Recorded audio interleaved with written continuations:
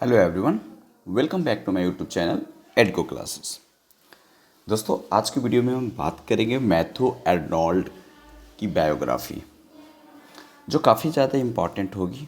BPSC TRE 4 जो upcoming exam होने वाला है और जीआईसी लेक्चरर, ये आपके एग्ज़ाम्स हैं, उसके लिए तो इम्पॉर्टेंट है ही। साथ ही साथ जो भी एग्ज़ाम्स हैं जिसमें पीजीटी और टीजीटी का एग्ज़ाम्स के बारे में बात कर रहा हूँ मैं, उसमें इम्पॉर्टेंट ये रोल प्ले करेगा।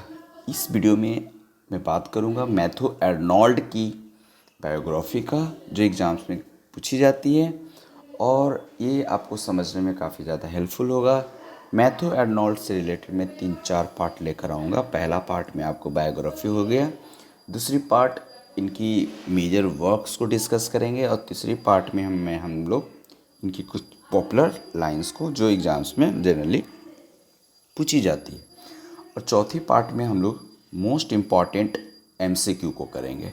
ठीक है, तो ये आप मेरे चैनल पर अगर आप पहली बार हैं तो चैनल को सब्सक्राइब कर लीजिए और ज़्यादा से ज़्यादा दोस्तों के साथ शेयर कर दीजिए, क्योंकि रीच आउट होना भी बहुत ज़रूरी है, और आपकी लाइक शेयर मुझे हेल्प करता है नेक्स्ट वीडियो को तुरंत डालने का। किसी प्रकार का कोई डाउट हो तो प्लीज़ आप मुझे कमेंट कर सकते हैं। इसके लिए आप कोई टेंशन नहीं है, कोई हेजिटेशन नहीं, आप कर सकते हैं। चलिए स्टार्ट करते हैं और देखते हैं मैथ्यू आर्नोल्ड की बायोग्राफी को।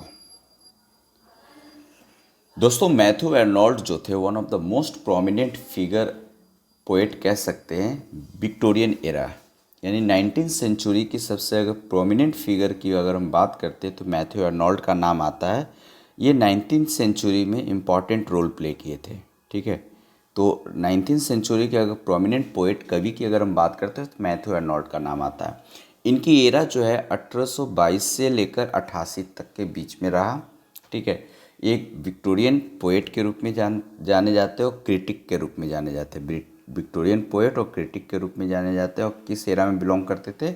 19th century. ये यहाँ से क्वेश्चन बन सकता है। इनकी जन्म दिसंबर 24 को हुआ था 1822 में, 1822 में। Okay, eve of Christmas. Okay, तो इनकी जन्म क्रिसमस के एक दिन पहले यानी शाम को कह सकते हैं।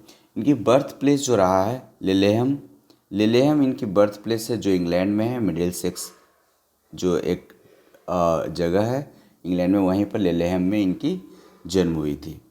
आगे हम बात करते हैं तो इनके फादर का नाम जो था एर्नोल्ड, थॉमस एर्नोल्ड थे। थॉमस जो हेडमास्टर थे रग्बी स्कूल के। मदर इनकी मदर का जो नाम था मैरी पेनरोज, मैरी पेनरोज इनकी माँ का नाम था, और पापा का नाम थॉमस एर्नोल्ड रहा है। ये हेडमास्टर रहे हैं रग्बी स्कूल का। इनकी स्कूल जो है रग्बी स्कूल में हुआ, बेलिलो कॉलेज ऑक्सफोर्ड वगैरह में हुआ है इनको। ठीक है, तो कह सकते हैं। आगे हम बात करेंगे इनकी जो शादी हुई, जो स्पाउस इनकी पत्नी थी, स्पाउस का नाम था फ्रेंस लूसी विटमैन। लूसी विटमैन जो थे इनकी पत्नी थी। इनकी शादी 1851 में हुई थी। अब अगर हम बात करें तो इनकी जो मौत हुई थी हार्ट फेल्योर की वजह से लिवरपूल में हुई थी 15 अप्रैल 1888 को, यानी 15 अप्रैल 1888 को हार्ट अटैक से या फिर हार्ट फेल्योर से हुई थी लिवरपूल में नहाते समय। इनके फादर जो है एक क्लर्जीमैन कहते हैं चर्च की बड़े पोस्ट पर रहने वाले आदमी को क्लर्जीमैन कहा जाता है। एक काफ़ी ज़्यादा अच्छे प्रोमिनेंट एडुकेटर के रूप में जाने जाते हैं, हिस्टोरियन के रूप में जाने जाते हैं, जिनकी नाम था थॉमस आर्नोल्ड, जो फादर थे मैथ्यू आर्नोल्ड की। ये स्कूल के हेडमास्टर भी रहे 1821 तक, 1821 तक ये रग्बी स्कूल के प्रिंसिपल रहे थे। जब मैथ्यू आर्नोल्ड रग्बी स्कूल में पढ़ रहे होते हैं, ओके, तो उस समय एक कह सकते हैं कि प्राइज पोएम थी, एक कंपटीशन चला प्राइज की। पोएम जो अच्छा लिखे उसे प्राइज मिलेगा, तो उनकी पोम के लिए एक प्राइज दी गई थी। ठीक है, उनकी पोम का नाम था एलार्की एट रोम। एलारिक एट रोम जो था, उस समय रग्बी स्कूल पढ़ते समय उन्होंने लिखी, और उसके लिए उनको प्राइज़ मिला, है ना। प्रिंटेड किया गया रग्बी में ही प्रिंटेड किया गया। रग्बी एक जगह जो जिस स्कूल में पढ़ते थे उसका नाम था रग्बी, और वहाँ पर प्रिंटेड किए गए। उस पोम का नाम था अलारिक एट्रो। ठीक है। इनके फादर जो है ना समर कॉटेज, एक मतलब समर कॉटेज बनाते हैं 1833 में। समर कॉटेज बनाते हैं कहाँ पर, लेक डिस्ट्रिक्ट में, है ना। वहाँ पर इनके कुछ दोस्त बनते हैं मैथ्यू आर्नोल्ड का, और कुछ पड़ोसी में बहुत बड़े नाम थे डॉर्थी का और विलियम वर्ड्सवर्थ का। ठीक है। डॉर्थी एंड विलियम वर्ड्सवर्थ का नाम बहुत ही ज़्यादा फेमस थे, इनके पड़ोसी रहे हैं। उसके बाद हम बात करते हैं कि इन्होंने 1841 में एक स्कॉलरशिप जीता, ओपन स्कॉलरशिप। कब, किस लिए, किस कॉलेज के लिए, बैलिलो कॉलेज के लिए ओपन स्कॉलरशिप 1841 में। इस तरह से इनकी लाइफ आगे बढ़ते चला जाता है। ठीक है। उसके बाद हम बात करते हैं ऑक्सफोर्ड। जब वो कॉलेज में पढ़ाई कर रहे होते हैं ऑक्सफोर्ड में, तो उनके एक फ्रेंड बने जिसका नाम था Arthur Hugh Clough. Arthur Hugh Clough उनका जो एक चाइल्डहुड फ्रेंड बने। कब बने, ऑक्सफोर्ड कॉलेज में पढ़ते समय। इनके फादर का डेथ हो जाता है थॉमस अर्नोल्ड की हार्ट डिजीज़ के वजह से। कब होती है, 1842 में। 1842 में इनकी फादर का डेथ हो जाता है हार्ट डिजीज़ के वजह से, हार्ट डिजीज़। इन 1843 में इनकी एक पोम है ना, वो लिखते हैं जिनका नाम था क्रोमवेल जो है वो लिखते हैं 1843 में, और उसके लिए उनको प्राइज़ दिया जाता है न्यूडिगेट प्राइज़ दिया जाता है क्रोमवेल के लिए। 1844 में फिर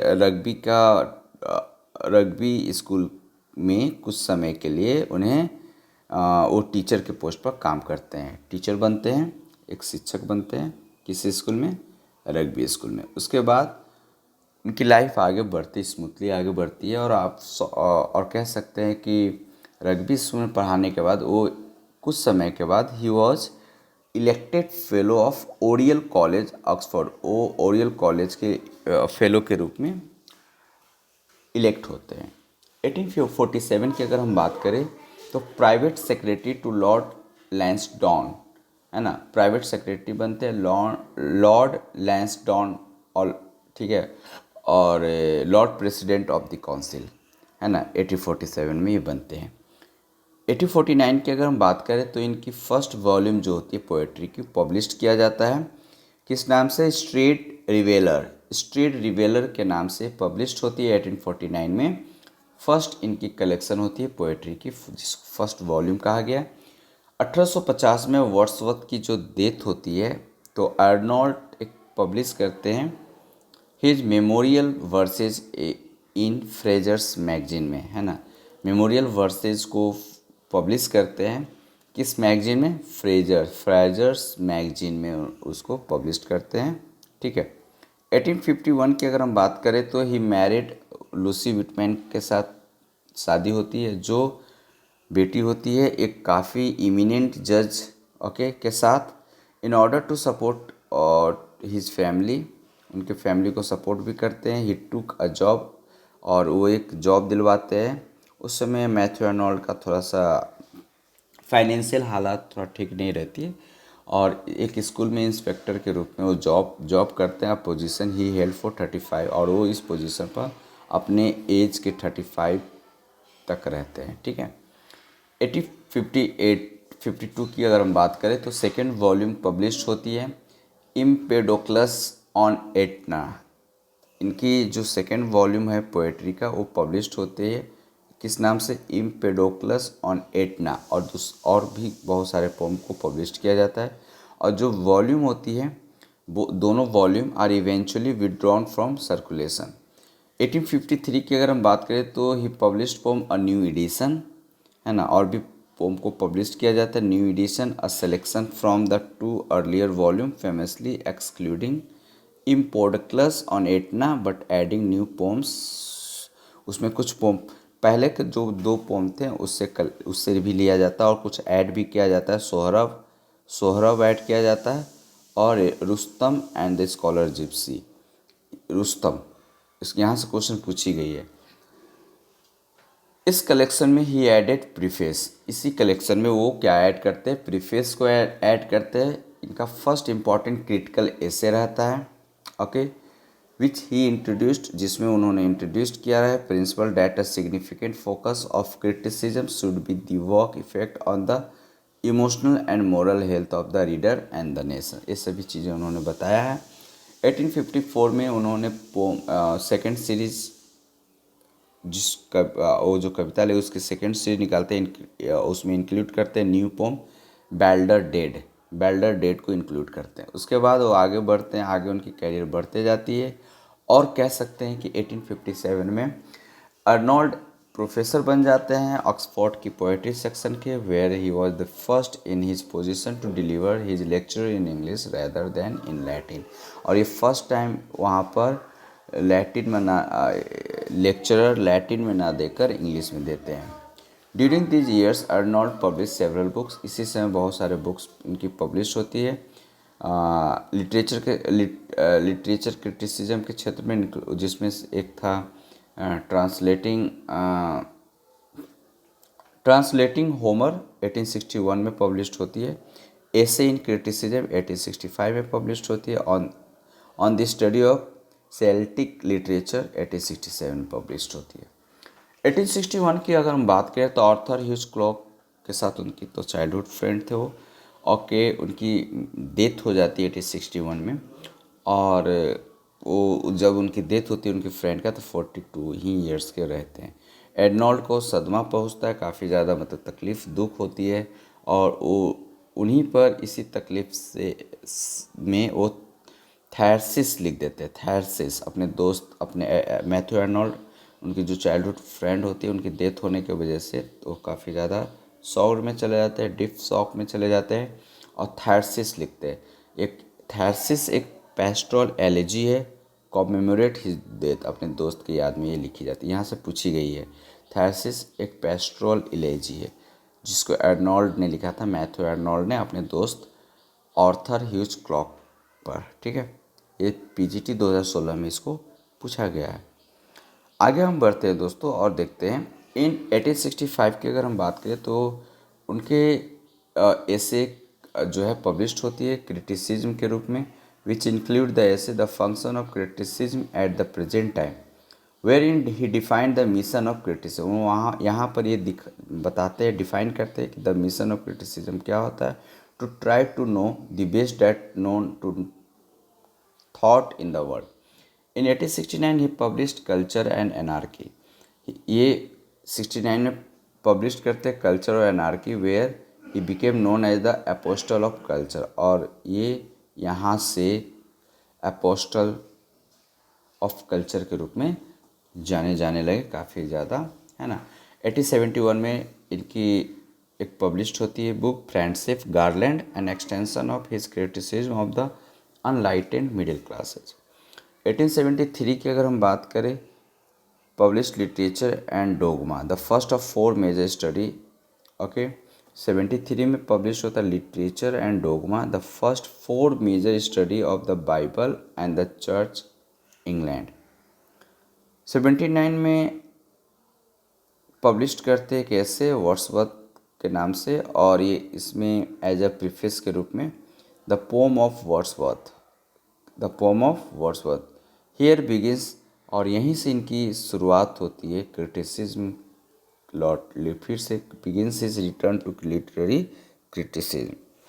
1883 he made first tour of America, और पहला अमेरिकन टूर पर वो निकल जाते हैं और वहाँ पर विच ही प्रिपेयर वो तैयार करते 3 लेक्चरर्स। पहला जो उनकी भाषण लेक्चर्स थी literature and science, Emerson and numbers, इस तरीके से 3 चीज़ें वो तैयार करते हैं। पहला कि अमेरिकन विजिट थी 1883 में। अर्नोल्ड की अचानक मृत्यु हो जाती है हार्ट फेल्योर की वजह से। हार्ट फेल्योर की वजह से इनकी डेथ हो जाती है in the spring of 1888, okay. Spring के टाइम रहता है सीजन, और लिवरपूल में नहाते रहते हैं बरीड एट, और इनको दफनाया जाता है वहीं पर जहाँ पर इनकी 3 बेटों को समय से पहले कम एज में मृत्यु हो जाती है, जिसके वजह से उनको काफ़ी ज़्यादा सदमा भी लगता है। इनकी जो घर है लेलेहम में, वहीं पर इनको दफनाया जाता है, जहाँ पर पहले से इनके 3 बेटों को दफनाया गया था, है ना। तो इस तरीके से इनकी जो बायोग्राफी था दोस्तों यहाँ पर ख़त्म होता है। नेक्स्ट वीडियो के साथ हम मिलते हैं, उसमें हम आपको बताएंगे मैथ्यू आर्नोल्ड का कुछ इंपॉर्टेंट मेजर वर्क जो एग्जाम्स में जनरली पूछी गई है, उसमें बताएंगे कि कौन से वर्क में क्या कहा गया और एग्जाम्स में क्यों बार बार पूछी गई। तो मिलते हैं नेक्स्ट वीडियो के साथ, देखते रहें एडुको क्लासेस को। अगर आप मेरे चैनल पर पहली बार हैं तो लाइक शेयर सब्सक्राइब तो बनता ही है। जय हिंद, जय Bharat, keep learning keep practicing दोस्तों।